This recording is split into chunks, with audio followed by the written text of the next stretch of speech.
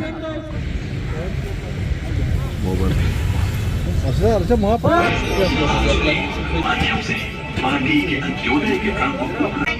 अप्रैल को प्रधानमंत्री नरेंद्र पार्टी ने एक लंबी छलांग लगाकर पार्टी आगे बढ़ी है। 2014 से पहले भारत की भी तो यही स्थिति थी। राजनीतिक नारेबाजी का हिस्सा नहीं। अभी अगर भाषण सुना होगा, उन्होंने सभी कार्यकर्ताओं को कहा है, सभी वर्कर्स को कहा है कि वो पार्टी के लिए हमारे यहाँ काम करें। और उन्होंने बताया कि हमारा जो संकल्प है वो है नेशन फर्स्ट।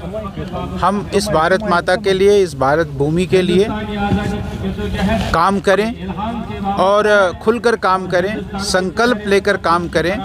ऐसे आज नरेंद्र मोदी जी ने अपने भाषण में बताया। और भी बहुत सारी चीज़ें जो उन्होंने विकास की दृष्टि से यहाँ रखे हैं, और विकास की दृष्टि से उन्होंने पिछले 10 दिनों में, 15 दिनों में जो कुछ हुआ है उसके बारे में भी बताया है। आज भारतीय जनता पार्टी का फाउंडेशन डे है, स्थापना दिवस है। 6 अप्रैल 1980 को भारतीय जनता पार्टी का निर्माण हुआ है, और भारतीय जनता पार्टी का निर्माण 1980 में हुआ तो 43 साल हुए। नरेंद्र मोदी जी ने अपने भाषण में ये भी कहा है कि आगे 50 साल होने वाले हैं भारतीय जनता पार्टी के, उसमें हम काम करें। आगे देश की आज़ादी के 100 साल हो जाएंगे 2047 में। ये 25 साल जो है अमृतकाल का समय है, इसमें हम देश को और आगे कैसे बढ़ा सकते हैं, उसकी बात उन्होंने की है। और कार्यकर्ताओं में एक बड़ा जोश और बड़ा जज्बा जो मैंने देखा है कि हम सब लोग यहाँ बैठकर तालियां बजा रहे थे जब वो एक एक बात कह रहे थे। तो भारतीय जनता पार्टी का ये स्थापना दिवस, ये फाउंडेशन डे आज हमने यहाँ मनाया। ऐसा कुछ नहीं है, हमने कहा है कि मैं ये मानता हूँ कि जो मौत है वो अल्लाह ताला ने लिखी होती है हर एक की, जब वो पैदा होता है और मरेगा का भी पता है। इसलिए मैं और हमारे कार्यकर्ता इस चीज़ से डरते नहीं हैं। हमने बहुत शहादतें दी हैं यहाँ।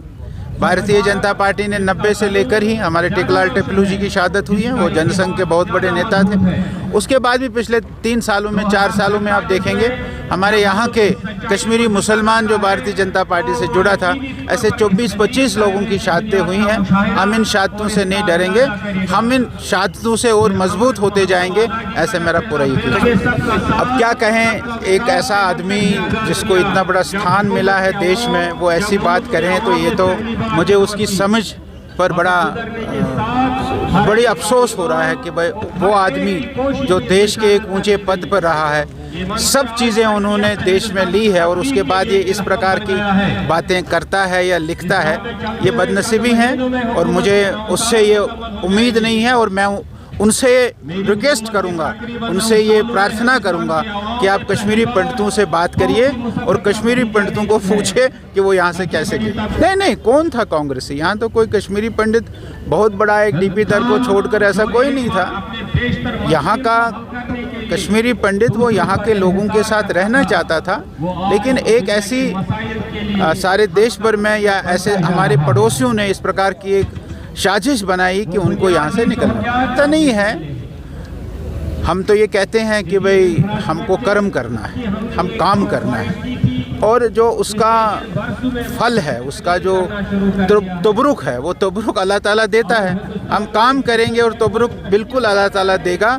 और उस प्रकार से हम पिछले 5-7 सालों से कश्मीर में काम कर रहे हैं। हर घर में जा रहे हैं, हर आदमी के पास जा रहे हैं, हर जो ज़रूरतमंद है उसके पास जा रहे हैं। इतनी सारी स्कीम्स मोदी जी ने यहाँ लॉन्च की है। क्या वो स्कीम्स केवल हिंदुओं के लिए थी? वो स्कीम्स यहाँ के लोगों के लिए थी। चाहे वो प्राइम मिनिस्टर आवास योजना है, चाहे वो आयुष्मान भारत है, चाहे वो किसान सम्मान निधि है, वो अगर अवतार कृष्ण को मिली तो अल्ताफ महमूद को भी मिली है। इस प्रकार जो हम स्कीम्स के तहत यहाँ जो हमने लोगों को पहुँचाएँ, हम उन स्कीम्स के तहत लोगों के पास जो जाएंगे और उनको कहेंगे कि मोदी सरकार ने, भारतीय जनता पार्टी ने 9 सालों में जो किया है, क्या आप उसके साथ नहीं हैं? क्या आप उसको साथ नहीं देंगे? अभी पिछले दिनों में ही जब मन की बात थी, उसमें मोदी जी ने नदरों की बात की है, और नदरू के लिए एफपीओ बना है, और वो एफपीओ ने अपना नदरू सारे देश में नहीं तो विश्व में भी उसकी बिकी हुई है। वो ऐसे यूएई में वो नदरू बिका है। इसलिए कश्मीर के लिए जो मोदी जी कर रहे हैं और समझदार लोगों को समझ आती है, जो थोड़ा अभी भी जहलत में है उनको समझने में थोड़ा सा ऐसा कुछ नहीं। बीजेपी के लिए कोई मुश्किलात नहीं की है। बीजेपी यहाँ के एडमिनिस्ट्रेशन के साथ है और यहाँ की एडमिनिस्ट्रेशन जो काम कर रही है हम उसका पूरा समर्थन करते हैं। वो तो अब इलेक्शन कमीशन ने देखना है।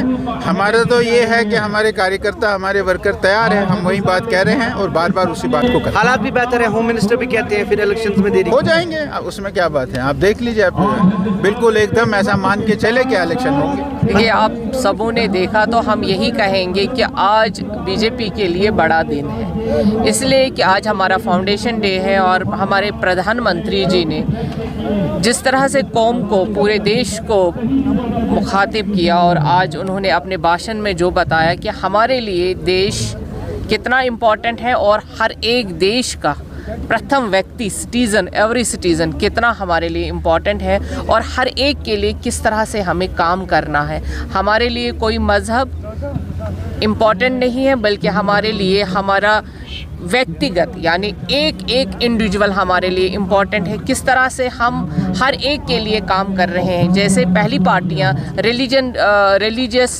सेंटिमेंट्स को जीत कर या रिलीजियस सेंटिमेंट्स को उभार कर काम करती थी, वैसे हमारी पार्टी में नहीं है। इसीलिए आज देश का सर ऊंचा है और हम जहां भी जाते हैं हमारा सर गर्व से, यानी बिल्कुल एक ऐसे हमारा सर ऊंचा होता है कि ये इंडियंस हैं। जैसे पहले कहते थे थर्ड वर्ल्ड के सिटीजन्स हैं, आज हमारा सर ऊंचाई में होता है और गर्व से ऊंचा होता है जब हम कहते हैं we are Indians, we belong India, और हम हिंदुस्तानी हैं और हम भाजपा से ताल्लुक़ रखते हैं। हमारा जो काम है, हम वक्फ बोर्ड के एज अ चेयरपर्सन और जो हमें केयर टेकर बनाया गया है, हम वो काम करेंगे और यही करेंगे कि हमारी जितनी भी वक्फ प्रॉपर्टीज़ है, ईदगाह से लेकर हर एक श्राइन तक, हमारा काम है उसका प्लानिंग करना, आगे बनाना, क्योंकि हमारे रिलीजियस सेंटिमेंट्स